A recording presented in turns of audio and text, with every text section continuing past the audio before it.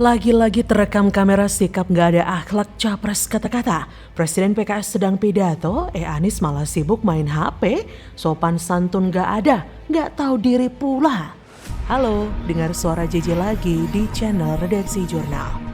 Terkait pertanyaan ke saya adalah apa langkah selanjutnya akan dilakukan oleh Partai Keadilan Sejahtera ya. Jadi saya tegaskan bahwa tadi silaturahim ini luar biasa, penuh kehangatan, dan saya tadi sampaikan ini banyak hal-hal yang positif. Saya kira suasana yang tadi terjadi di dalam ruangan ini, insya Allah ini akan saya sampaikan kepada Musyawarah Majelis Syuro dalam waktu dekat ini, itu bahwa kita sudah semakin erat, semakin memiliki chemistry, dan inilah suasana yang insya Allah akan kita coba laporkan kepada Musyawarah Majelis Syuro. Mudah-mudahan kita tanpa mendahului apa yang diputuskan oleh Majelis Syuro, mudah-mudahan dengan apa yang digambarkan, mudah-mudahan ini insya Allah betul-betul sesuai dengan harapan dari koalisi ini.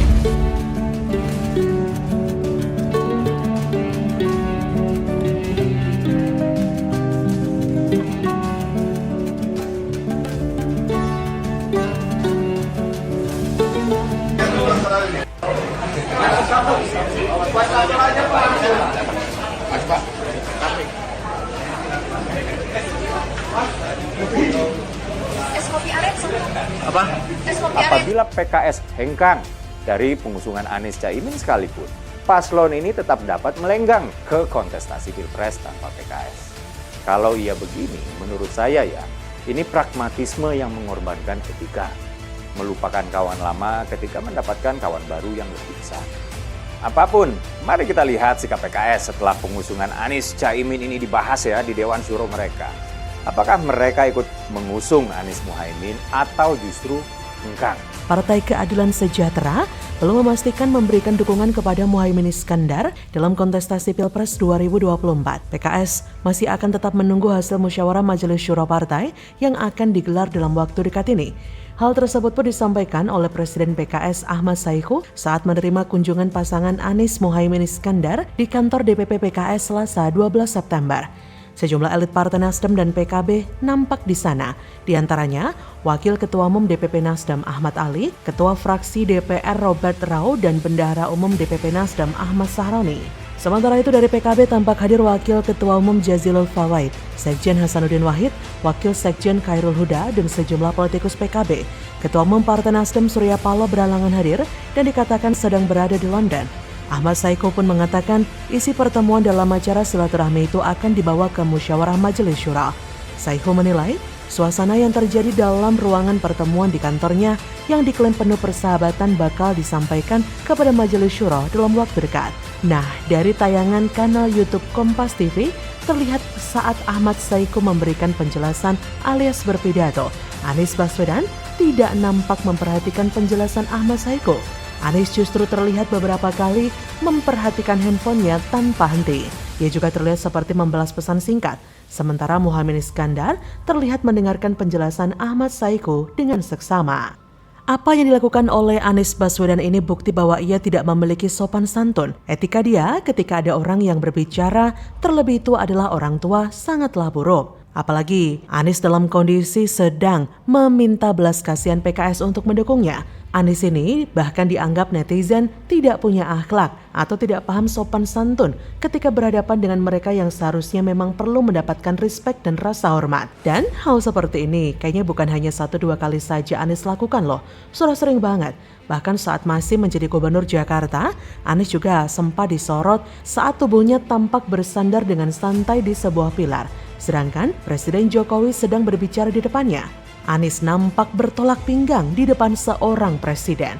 Kita ingat bahwa gestur yang terlihat ini sangat memprihatinkan dari seorang pemimpin daerah kepada sosok Presiden RI sebagai atasannya yang tak cuma sekali juga tertangkap kamera dan jadi perbincangan publik. Aduh, semakin kesini kok semakin seru saja ya membahas soal perilaku calon presiden para kadal gurun ini. Sosok yang dibanggakan oleh para pendukungnya sebagai sosok yang santun dan berakhlak mulia, ternyata kok menghargai presiden negerinya saja dia tidak bisa. Bahkan orang yang sudah mengusungnya saja tidak ia hormati ketika sedang berbicara. Harusnya Anies belajar dong dari Caimin. Akhlak tidak hanya persoalan bagaimana orang lain melihat kita bertindak, tapi bagaimana sikap kita sehari-hari terhadap orang yang dijumpai dan berinteraksi. Apalagi titelnya sebagai seorang calon presiden, akhlak tentu menjadi sorotan penting. Jika akhlaknya saja buruk, bagaimana rakyat bisa mendekat padanya? Bagaimana rakyat bisa bertumpu padanya? Dan bagaimana juga rakyat bisa berkeluh kesah tentang apa yang sedang mereka hadapi. Akan sulit jika akhlak tidak dimiliki oleh seorang pemimpin. Karena dengan akhlak, seorang pemimpin bisa menjalankan amanahnya dengan baik. Sedangkan Anies yang minim akhlak justru kelimpungan, jangankan dihadapkan dengan warganya. Dihadapkan sama petingginya saja, dia tidak bisa menghargai. Orang muda begini kok mau mencalonkan sebagai capres orang nomor 1 di negeri ini? Saya nggak akan sudi memilihnya. Akhlak aja nggak ada. Bagaimana menurut Anda? Hadir pun Pak Bupati berkeberatan. Bupati keberatan, saya hadir, akhirnya saya daripada mengganggu acara itu, saya lihat panggungnya semua sudah siap. Daripada merusak acara, saya menyatakan pada Pak Saifullah Mansum, Kiai Saifullah Mansum, saya marah karena saya kehilangan harga tiket dari Jakarta ke Banjarmasin. Terekam kamera amarah Caimin diusir rakyat Kalimantan. Bupati Tanah Laut tolak kehadiran Caimin yang tak tahu malu nebeng acara pemerintah. Waduh, makin kelihatan watak aslinya nih. Halo, dengar suara JJ di channel Redaksi Jurnal. Kan tuan rumahnya saya, yang menggunakan kan saya tidak pernah mengundang beliau gitu loh. Karena ini acara pemerintahan kan, ya saya tidak ingin kemudian nanti digoreng jadi masalah-masalah politik ya. Jadi saya kemarin diundang oleh pimpinan pusat Jamiatul Qurra wal Hufat yang disingkat JQH, yang diketuai umumnya oleh Al-Mukarram Kiai Haji Saifullah Mansum. Dan ini sudah dirancang lama, saya diminta sebagai Wakil Ketua DPR membuka MTQ tingkat internasional. Jauh-jauh saya datang ke Tanah Laut, 2 jam dari Banjarmasin, sudah sampai di sana, tiba-tiba Kiai Saifullah Mansum menyampaikan kepada saya bahwa permohonan maaf sambil nangis-nangis, Pak Bupati nggak berkenan dan lebih baik tidak ada acara daripada saya membuka.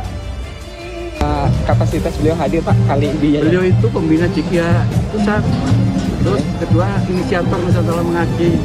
Kebetulan beliau wakil ketua DPR. Kebetulan ini kok beberapa waktu lalu itu soal ini kan udah lama gitu loh. Kasih ya Tuhan yang ya beliau pembina JQH. Aja. Lebih dulu.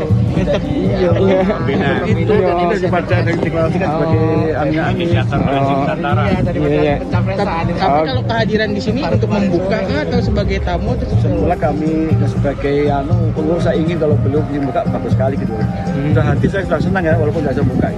Gus Muhaimin sudah berniat baik karena itu diundang dan ditelepon langsung oleh Ketua Umum JQHNU. Oleh sebab itu, sekali lagi, janganlah bersikap tidak sopan. Sesama pejabat negara, saya tahu Bupati punya otoritas di Tanah Bumbu. Tapi jangan memperlakukan Ketua Umum saya, Wakil Ketua DPR RI, dengan cara yang tidak terhormat. Seperti dilansir dari laman detik.com, Muhaimin Iskandar atau Caimin mengungkapkan amarahnya karena jauh-jauh datang ke Tanah Laut, Kalimantan Selatan, tapi batal membuka MTQ internasional. Bupati Tanah Laut Sukamta mengaku pihaknya tidak mengundang ketum PKB itu. Musabaqah Tilawatil Quran atau MTQ internasional digelar pada Selasa 5 September di Tanah Laut, Kalsel. Caimin mengaku diundang oleh Jamiatul Qurra wal Hufat atau JQH untuk membuka acara itu dalam kapasitas sebagai Wakil Ketua DPR. Ia berkata, Jadi saya kemarin diundang oleh pimpinan pusat Jamiatul Qurra wal Hufadz yang disingkat JQH yang ketua umumnya oleh Al-Mukarram Kiai Haji Saifullah Mas'um. Dan ini sudah dirancang lama. Saya diminta sebagai wakil ketua DPR membuka MTQ tingkat internasional, kata Caimin di Nasdem Tower Rabu 6 September. Caimin mengaku telah jauh-jauh datang ke Tanah Laut, namun ketika tiba di lokasi, Caimin mendapatkan laporan bahwasanya Bupati Tanah Laut tidak berkenan Caimin membuka acara tersebut. Ia berkata, jauh-jauh saya datang ke Tanah Laut 2 jam dari Banjarmasin. Sudah sampai di sana tiba-tiba Kiai Haji Saifullah Mas'um menyampaikan kepada saya bahwa permohonan maaf sambil menangis-nangis. Pak Bupati nggak berkenan dan lebih baik tidak ada acara daripada saya yang membuka. Saya bilang ya sudah, kalau begitu acara silakan berlangsung. Saya akan menonton saja, hadir dan menonton, tidak usah membuka, kata Caimin. Setelah itu Caimin melakukan sholat. Usai sholat, ia diberitahu bahwa Bupati Tanah Laut juga keberatan jika Caimin hadir dalam acara itu. Caimin pun mengatakan kepada panitia bahwa dirinya marah sebab dia telah datang jauh-jauh dari Jakarta ke Tanah Laut dan meluangkan waktunya. Ia berkata, saya menyatakan Pak Kiai Saifullah Mas'um saya marah karena saya kehilangan harga tiket dari Jakarta ke Banjarmasin. Marahnya saya minta untuk diganti. Yang kedua marahnya saya capek sebetulnya untuk kesini. Kok ternyata sampai di sini sampean gak jelas mengundang saya. Kalau gitu gak usah undang saya. Terus bilang ke Pak Saifullah, Pak Kiai jalan aja terus, tidak perlu ada saya gak apa-apa. Saya minta bukti bahwa saya pernah kesini. Tolong saya foto di backdropnya saja, kata Caimin. Caimin akhirnya memutuskan untuk pulang. Caimin menekankan tidak ada intimidasi yang ia terima pada acara itu. Ia sempat bertanya kepada panitia kenapa Bupati Tanah Laut menolak kehadirannya. Ia mendapatkan jawaban bahwa sebagian dana dari acara tersebut menggunakan APBD. Kata Caimin, tapi Bupati memang saya tanya Pak Saifullah kenapa Pak Bupati sangat menentukan acara ini. Ini kan acara pusat, pengurus pusat kantornya di PBNU. Jawabannya memang sebagian dana yang digunakan adalah anggaran dari APBD. Jadi wajar yang punya anggaran gak berkenan. Tahu gitu saya biayai sendiri, kata Caimin. Di sisi lain, Bupati Tanah Laut Sukamta buka suara mengenai batalnya Caimin membuka acara. Ia mengatakan Caimin tidak diundang oleh Pemda dalam acara itu. Sukamta juga membantah adanya dugaan intimidasi. Kata Sukamta, nggak ada dong intimidasi dari siapapun. Sukamta mengatakan dalam rapat tak ada pembicaraan Caimin akan hadir. Pihaknya sejak awal mengundang Wapres Ma'ruf Amin atau Menteri Agama Yakut Khalil Qaumas, namun berhalangan. Ia berkata, waktu berjalan rapat berkali-kali kita tidak ada kok pembicaraan soal Caimin. Saya nggak tahu apa-apa. Sukamta mengatakan acara tersebut digelar Pemkab Tanah Laut bersama dengan Jamiatul Qurra wal Hufadz atau JQH Nahdlatul Ulama. Namun ia mengaku tidak mengundang Caimin dalam kegiatan tersebut. Kata Sukamta, ini kan acara kami, pemerintah daerah. Memang kita ada JQH, ada ikut di tempat kita. Tapi kok tiba-tiba Pak Muhaimin ada di situ? Saya tidak mengundang siapa-siapa, saya tidak mengundang yang bersangkutan. Waduh, sudah betul tuh Pak Bupati, enak aja. Panitia yang sudah capek-capek menyiapkan acara jauh-jauh hari, giliran acara sudah siap, undang masa banyak, tiba-tiba ada politisi nggak tahu diri nebeng mau cari muka untuk ajang Pilpres. Sudah betul itu ditolak. By the way, ini bukan atas perintah Om Wowo kan Pak? Kan Anda pas mau maju jadi cabub dulu diusung Gerindra sama PKS. Jangan-jangan Om Wowo mau balas dendam karena koalisinya ditinggal PKB secara mendadak. Saya mau coba tanya sama rumput yang bergoyang. Bagaimana menurut Anda?